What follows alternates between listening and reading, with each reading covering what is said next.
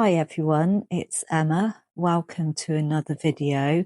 Today I'm drawing a common snipe in coloured pencils in this craft paper sketchbook that I have. Snipe are a bird that I get to see here mainly in the winter. I believe some are resident in Norfolk all year round. But because we're below sea level where I live, we have an extensive network of dikes that were dug by the Dutch to drain the land. During the winter, they get water in them, and that seems to provide an environment that the snipe really enjoy. They're quite a shy bird. They don't really like people very much. The most I get to see of them is they surprise me when they fly up out of the ditch and go off squawking indignantly, I think, because I've disturbed them.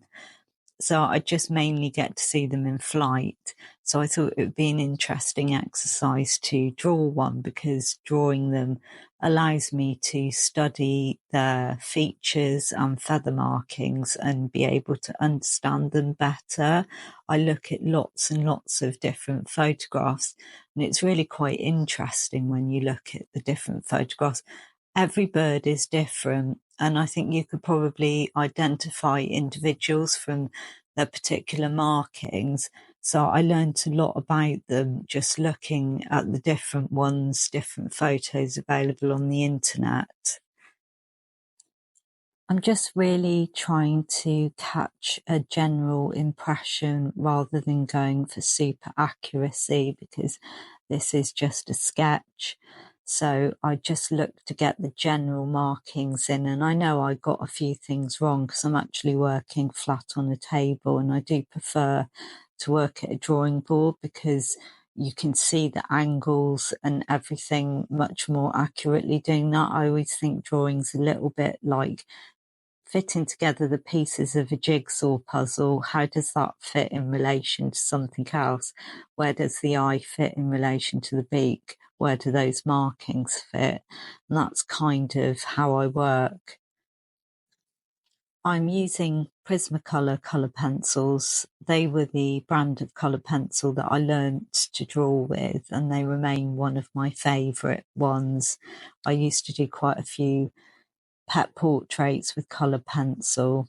I did all kinds of things with it, and I think I went away from it in the last sort of 4 years because I perceived that it was quite a slow medium and I should be producing more. I think I fell down that rabbit hole a lot of artists go down, where you feel like you should be doing more.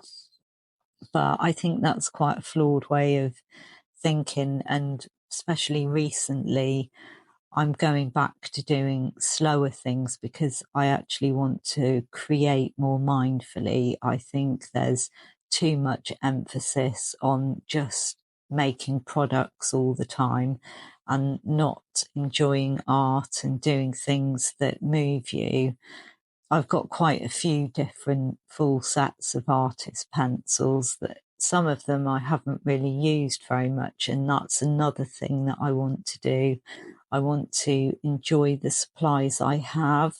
When I started, there were only a few brands of art supplies available, and it's just completely overwhelming now. Every year coming to market, there's just so many new things, and I think you can, like in all areas of life, we're kind of pushed to buy stuff, aren't we?